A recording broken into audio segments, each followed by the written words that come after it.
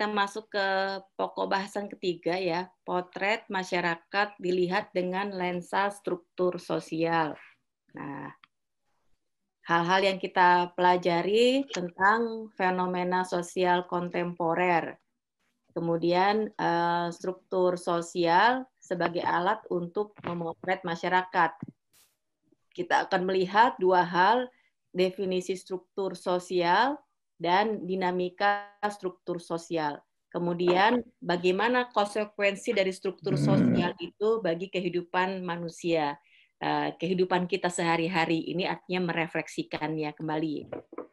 Nah, ini fenomena sosial kontemporer. Ini sebetulnya ada dalam box yang nanti akan kita diskusikan. Sudah jadi tugas kelompok ya. Bagaimana dampak COVID dan kemudian dampaknya pada perekonomian. Nah, ini COVID ini melanda Indonesia dengan sangat luar biasa. Penanganan dampak COVID ini juga tidak terlepas dari struktur sosial. Ini yang kemudian menjadi tugas dari kawan-kawan semua untuk mengidentifikasi beragam struktur sosial yang ada dalam bacaan. Ini sudah dibaca karena pada sesi akhir kita akan mendiskusikan hal ini. Kelompok yang presentasi dan kelompok yang akan membahas akan saya tunjuk. Nah, kita masuk kepada struktur sosial sebagai alat untuk memotret masyarakat. Kita lihat gambar di sebelah kanan ini, ada rumah yang sangat mewah, 2 tingkat begini ya, dan satunya lagi adalah pondokan ini. Kita lihat, ini jelas sekali secara sekilas kita akan memberi label pada penghuni dari 2 rumah ini. Dan dengan mudah kita akan mengatakan yang di atas ini adalah orang kaya, mobilnya beberapa, banyak sekali, ada satpamnya bahkan gitu. Sedangkan yang di bawah kita akan mengatakan sebagai masyarakat miskin atau orang miskin yang masaknya masih bukan dengan kayu bakar, bahkan juga dengan serabut kelapa.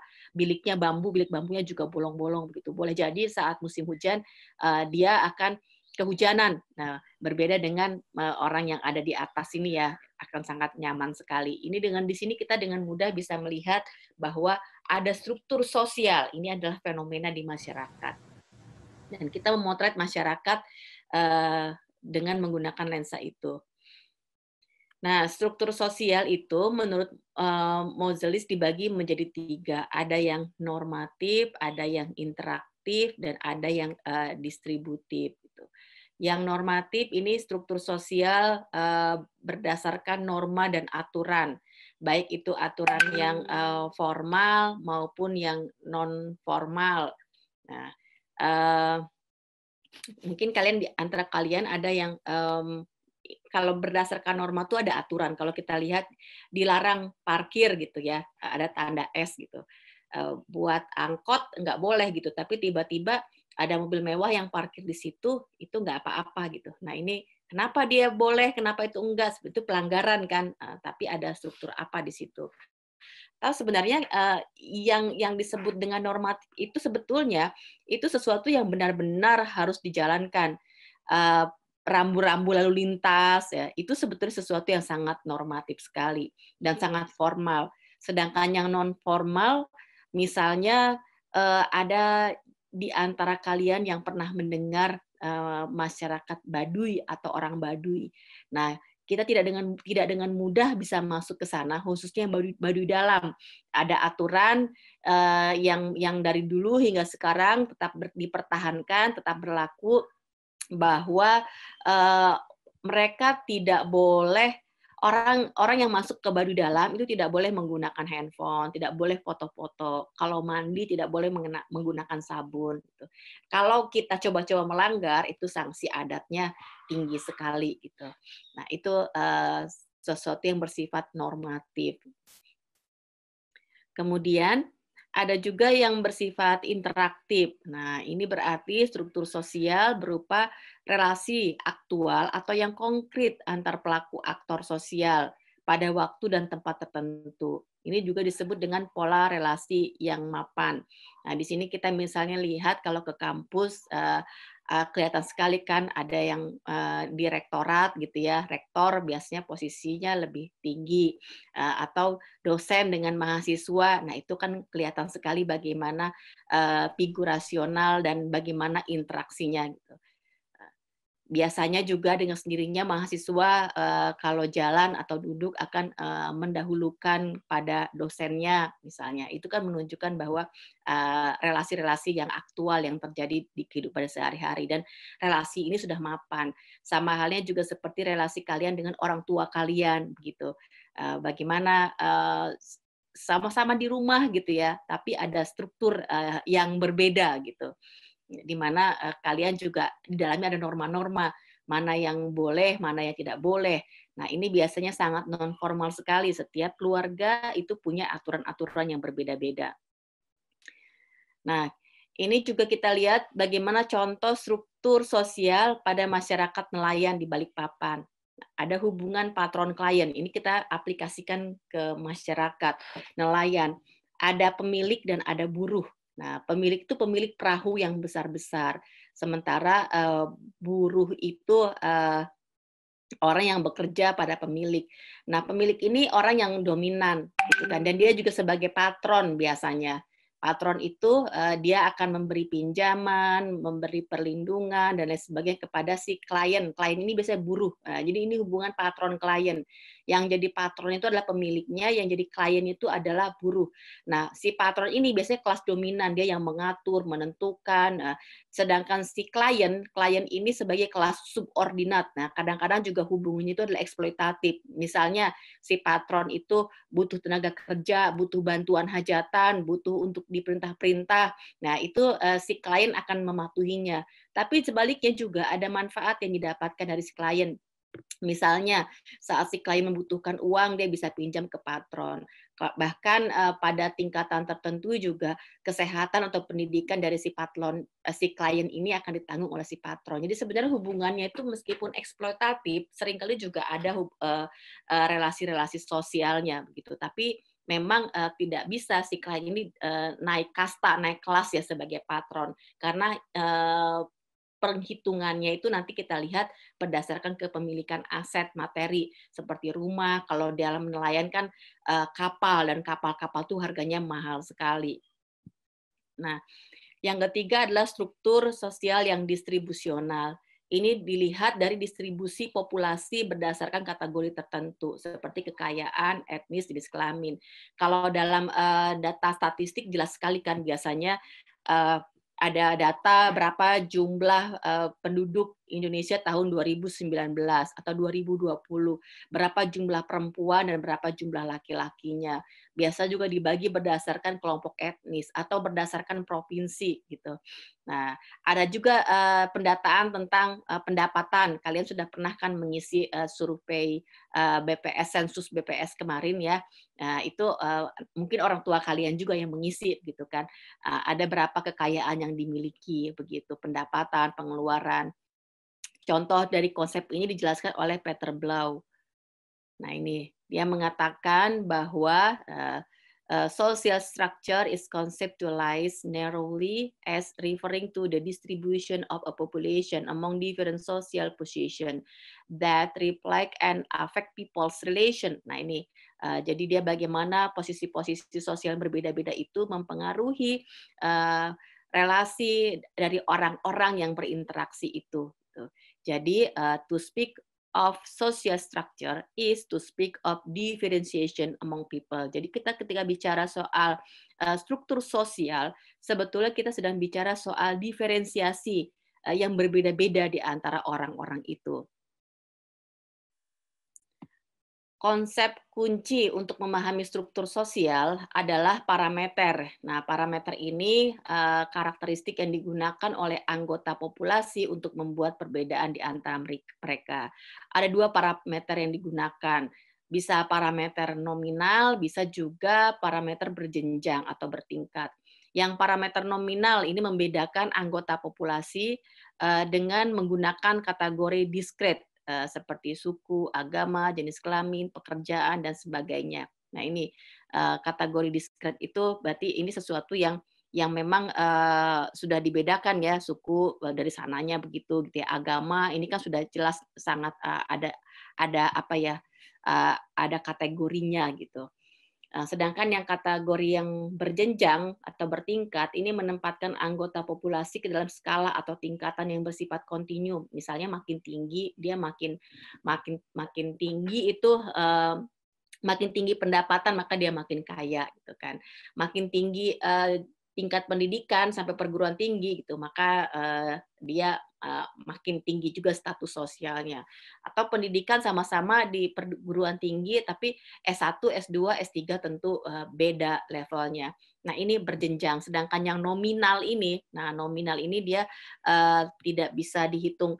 Misalnya kalau jenis kelamin laki-laki, perempuan.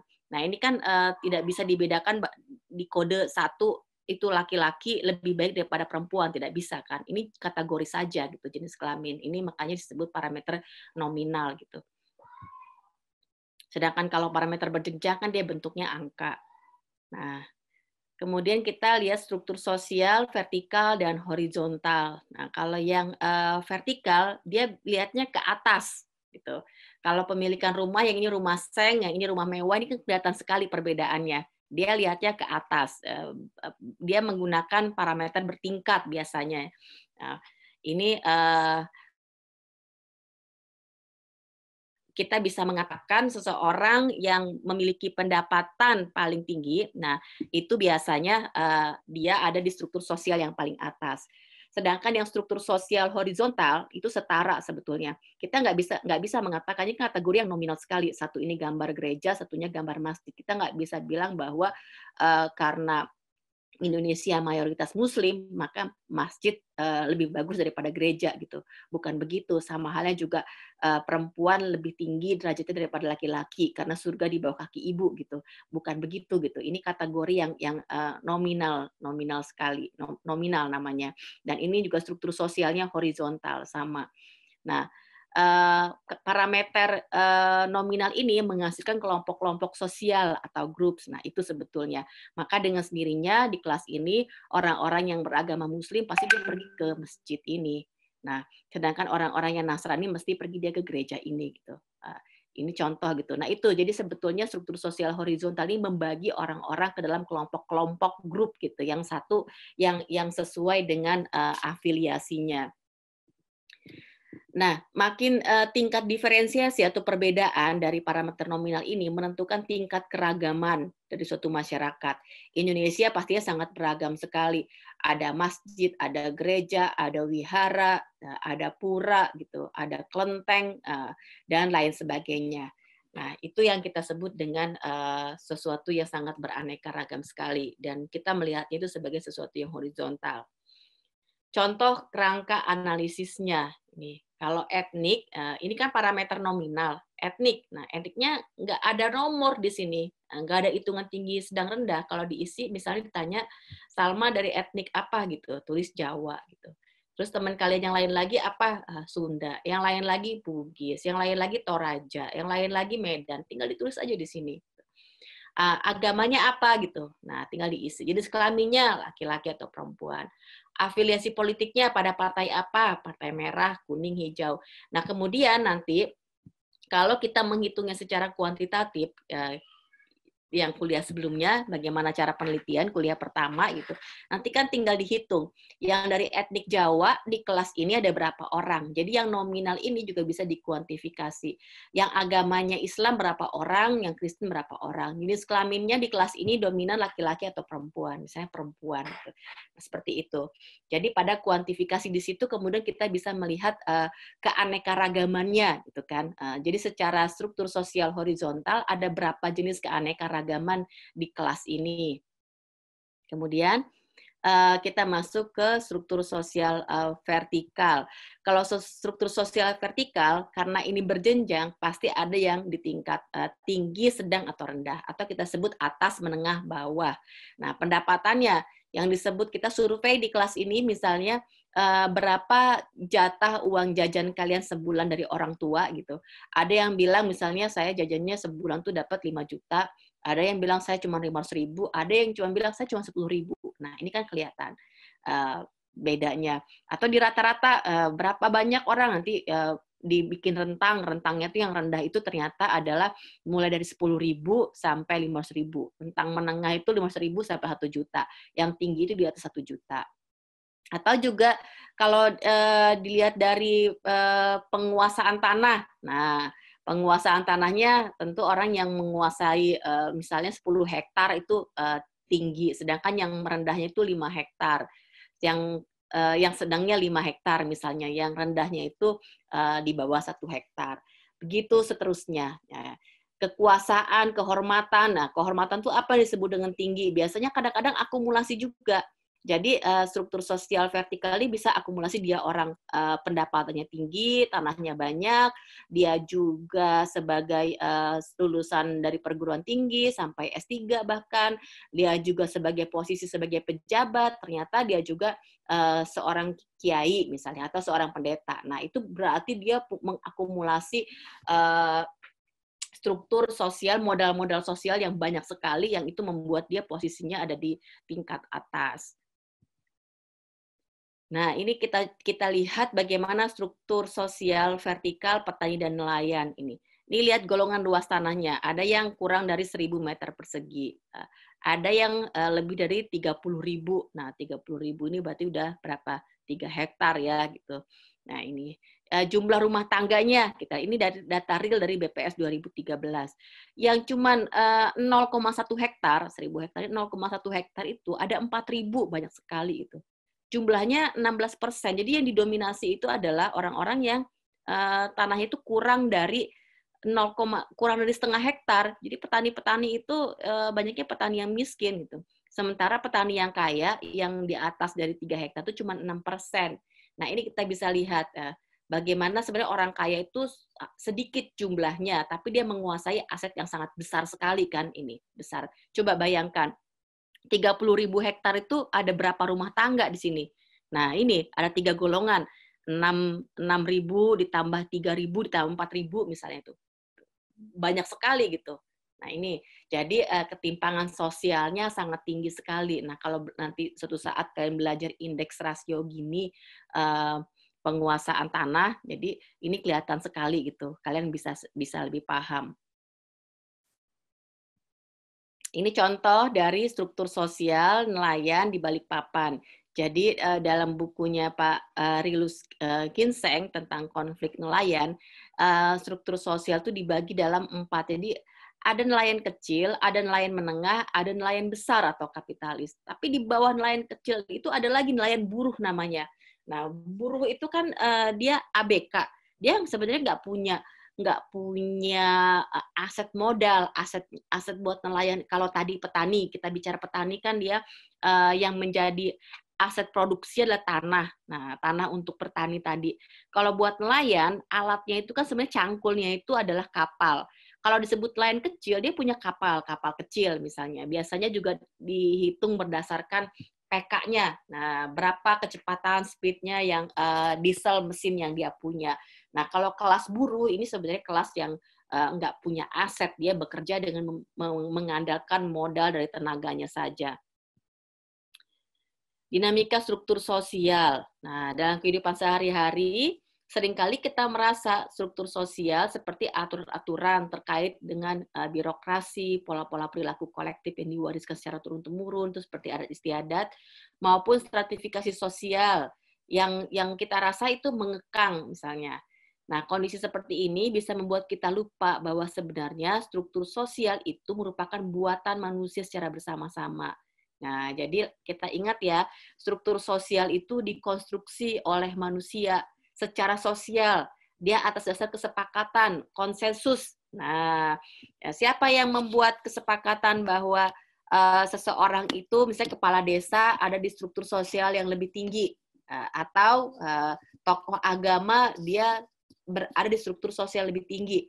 Nah, itu kan masyarakat. Ketika ada tokoh agama atau pejabat kepala desa yang melakukan satu aktivitas asusila, maka dengan sendirinya kan dia akan turun posisinya. Siapa yang menetapkan itu? Masyarakat juga.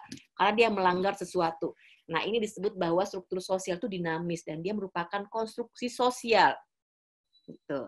Jadi bukan sesuatu tidak bisa dirubah, dia bisa dirubah. Nah, dan perubahan dalam dunia sosial itu sangat cepat sekali. Seorang ulama yang sangat ternama begitu, misalnya ketika dia melakukan apa tuh? Alhamdulillah ini saya udah nyala.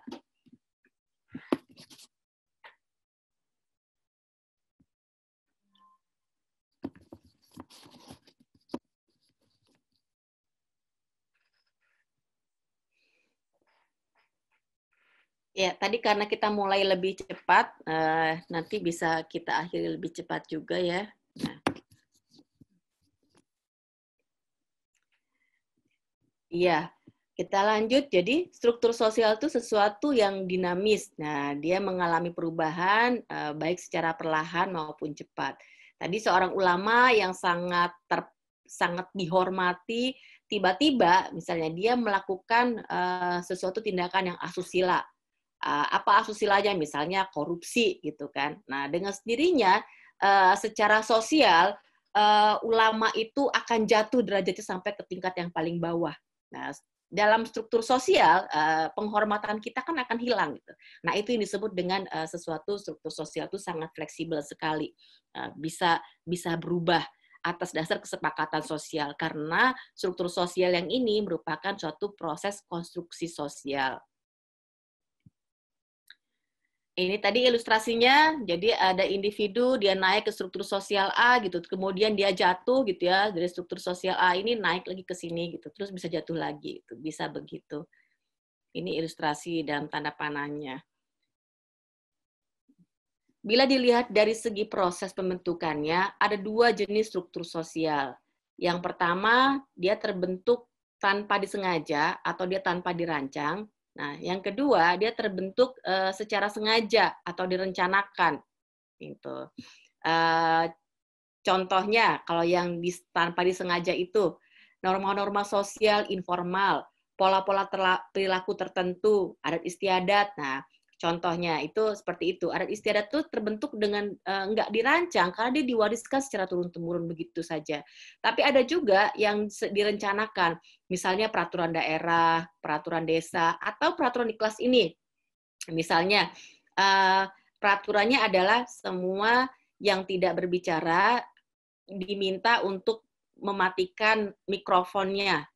Nah, kalau misalnya ada yang menyalakan, semua akan lihat kan siapa sih ini orang. Nah, dia akan diomongin gitu. Itu sanksinya. Nanti kita belajar juga soal sanksi sosial itu. Atau juga peraturannya semua diminta untuk menyalakan video gitu. Tapi pada kondisi tertentu itu boleh tidak menyalakan video dan kalian bilang kan saya tidak menyalakan video Bu gitu baik di WA maupun di sini gitu. Nah, itu sebetulnya sesuatu yang emang direncanakan tapi itu sebenarnya juga fleksibel gitu ya. Kita masuk ke refleksi kemudian. Refleksinya justru kita harus nonton. Jadi itu sebenarnya gambarannya saya akhiri.